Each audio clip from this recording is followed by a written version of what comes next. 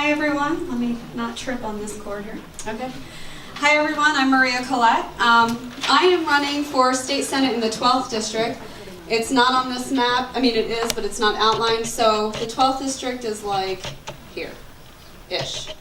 It's a little bit, it's mostly Montgomery County, a little bit of Bucks County. Would you like a map? Sure, that would be great.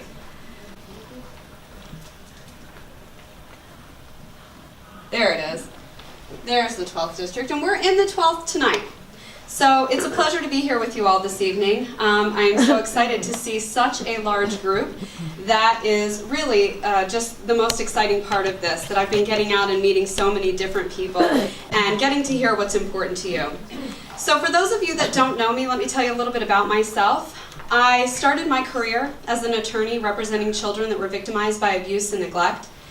And then I transitioned and I became a nurse, working at the bedside. I treated people in pediatric home health, trauma care, and long-term care. And I learned a lot in both of those jobs. I like to say that when I was a lawyer, I talked a lot, and when I became a nurse, I learned to listen a lot. And the things that I learned when I stopped talking and I started listening were that people really know how to get themselves in the right place. And they just want someone to listen and help them fight for it. I have been working hard to make sure that people have a voice for my whole career, and it's what I hope to continue to do for the people of the 12th District when I get to the Senate in Pennsylvania. Some other things about me. I have a 6-year-old son who just started kindergarten, so public school education is really important to me. I'm lucky. I live in a community that has a great school system where he's thriving.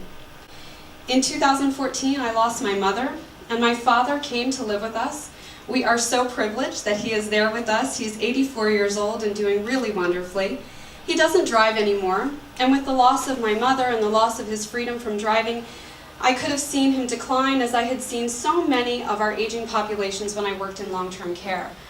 But I'm lucky. I live in a community where he gets picked up every day in our driveway and taken to the Ambler Senior Center, where he participates in art classes, he makes friends, he plays pool every day, and he's thriving. He's doing really well despite the loss of his partner of 50 years and the loss of his independence from driving. In 2014, same year that I lost my mother, just about 30 days after her passing, my husband was diagnosed with cancer.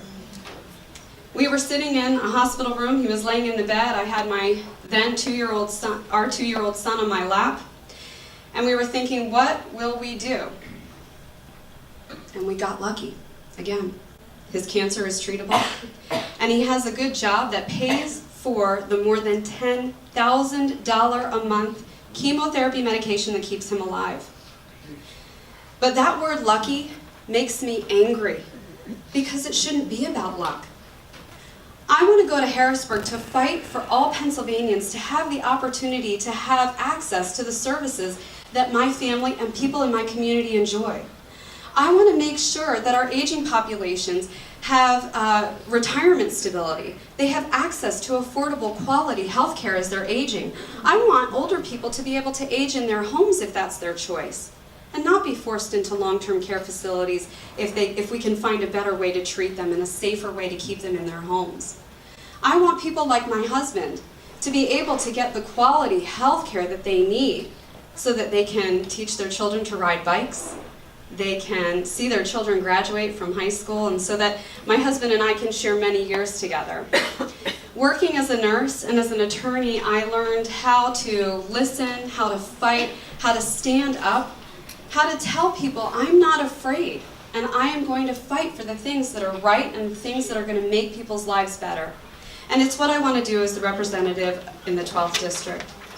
So I don't have a primary opponent this year, or coming up on May 15th, but I encourage every one of you to get out and vote. We have so many wonderful congressional candidates to choose from, and how lucky are we that we finally have some great choices. This is new for us, so it's really wonderful.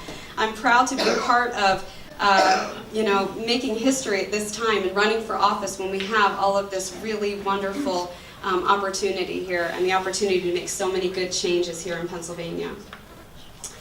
I just want to close by letting you all know that I'm sure that so many of you share a story similar to mine. that I had always considered myself to be really active politically. I understood the issues, I read the paper, I watched CNN on the treadmill at the gym, and then I went and I got on with my life, right? I got married, I became a homeowner, started a family, all of those things. And in 2016, all of that changed because I was so shocked about what happened at the national level. I was so shocked about what it meant about us as a people that we had elected somebody who was a bully. And I went to my husband and I said, I'm afraid, I don't know what to do, we've got to change this. And he said, this is our life now, we need to find a way to make it better. And so I did. I started to volunteer with my local Democratic club.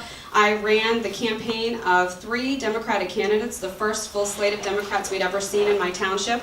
And I'm proud to tell you we got our first Democrat ever elected in 2017. And then the opportunity arose to run for this seat. And I stepped up and said, I'm ready for that challenge. And I'm ready to fight and make change here in the 12th District. The 12th District supported Hillary Clinton. It supported Barack Obama twice. Supported Governor Wolf and Bob Casey. It's ready to vote for a good Democratic candidate that represents the progressive ideals of the community. And that's me. And I hope that I have your support and your vote on May 15th. Thank you, everyone.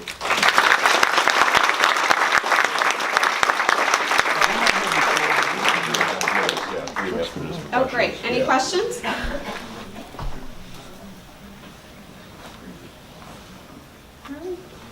All right, thank you, everyone.